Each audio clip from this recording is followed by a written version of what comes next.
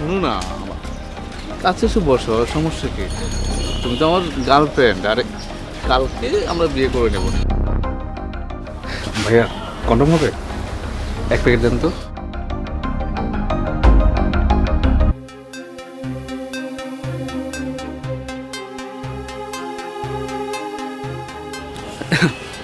ঈশা, মানে তুমি এত দূরে দূরে গিয়ে বসছো কেন? কাছে এসে বসো। না সমস্যা নেই, ঠিক আছে।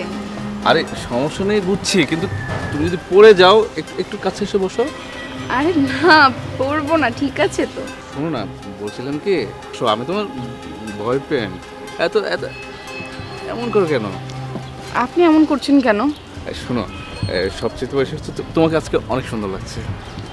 ঠিক আছে, কিন্তু আপনি এমন করছেন কেন বলেন?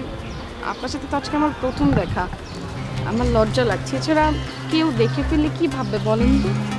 আর কি ভাববে? এখানে ভাবা ভাবির কিছু নেই, এটা আমার মহল্লা, এখানে আমাকে কিছু বলার কেউ নেই।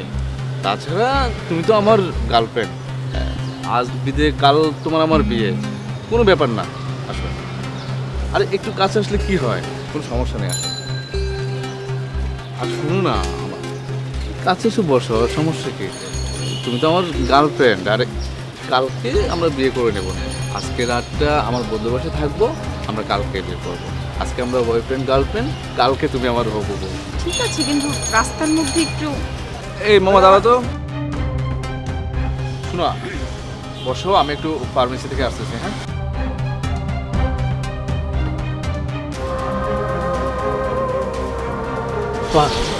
একটা কথা জিজ্ঞেস করি, আপনি আবার রাগ করেন না? হ্যাঁ বলেন।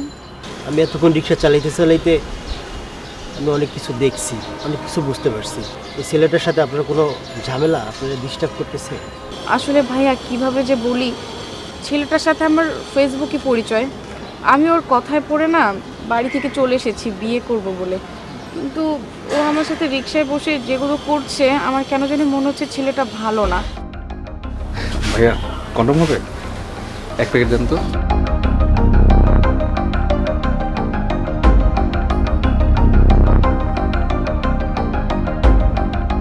এছাড়া বলছে যে আজকে রাতে ওর বন্ধুর বাসায় থাকবে, কালকে বিয়ে করবে। ভাই আমার কেমন জানি ভয় লাগছে, আপনি একটু ছেলেটার হাত থেকে আমাকে পালানোর ব্যবস্থা করেন না? আমি আগেই বুঝতে পারছি। আমি যখন রিক্সা চালাইছি তখন আমার সন্দেহ হয়েছে কোনো একটা ঘাবলা আছে। ও যখন আপনার হাত ধরতে চাইছে, আপনার শরীরে হাত দিতে চাইছে, আমার খুব কিন্তু খারাপ লাগছে। শোনেন, আমি আপনাকে বাঁচাইতে পারি, একটা শর্ত আছে। এখন থেকে আমি যেভাবে চলবো, আমি যা বলবো, আপনি আমার সাথে তালে তাল মিলেই থাকবেন। ওরে কিন্তু বুঝতে দেবেন না যে আপনার সাথে আমার এই কথাগুলো হইতেছে। তাইলে অবশ্যই আমার বিশ্বাস আমি আপনার বাঁচাইতে পারবো। ঠিক আছে ভাইয়া। এই যে চলো। ফার্মেসিতে কেন গিয়েছিলেন? ও ফার্মেসিতে গেছিলাম, আসলে আমার গ্যাসের সমস্যা, তো গ্যাসের বড়ি আনার জন্য। ও আচ্ছা। এই মামা চলো।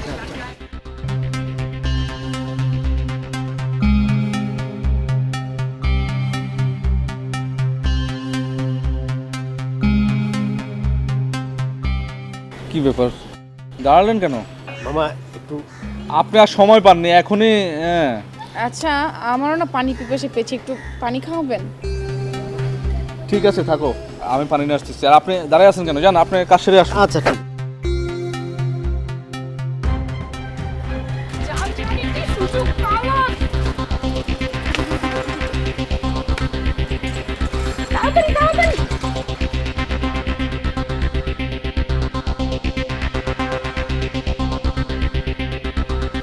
আরে কই গেল? পানি আনতে বলে পালাইছো না? কেমনটা লাগে?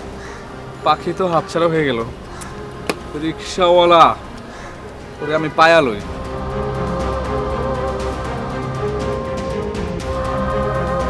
ভাইয়া এখানেই দাঁড়ান, আমি এখান থেকে যেতে পারবো। ভাইয়া আপনাকে অনেক ধন্যবাদ। আপনি যদি আজকে আমাকে হেল্প না করতেন, আমি যে কত বড় একটা বিপদে পড়ে যেতাম। শোনেন আপা, আমি আগেই সন্দেহ করছি। আর তাছাড়া আপনার যে সাহায্য করছি না, এটা তোমার দায়িত্ব। আপনি আমার ছোট বোন ছোট মোটে যেমন মানুষ উপকার করে, আমি আপনার উপকার করছি।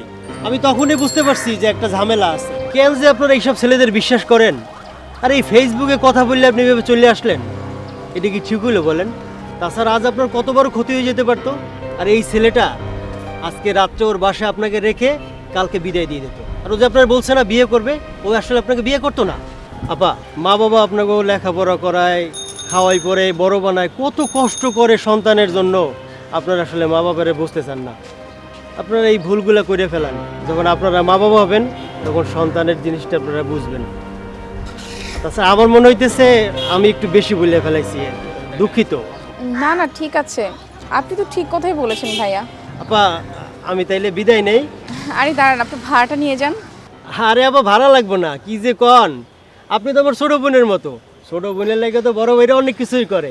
আমি না সামান্য একটু কাজ করলাম, ভাড়া লাগবে না আপা, আমি যাই তাইলে। বোন যেহেতু বলেছেন ভাড়া তো নিতেই হবে। নিন।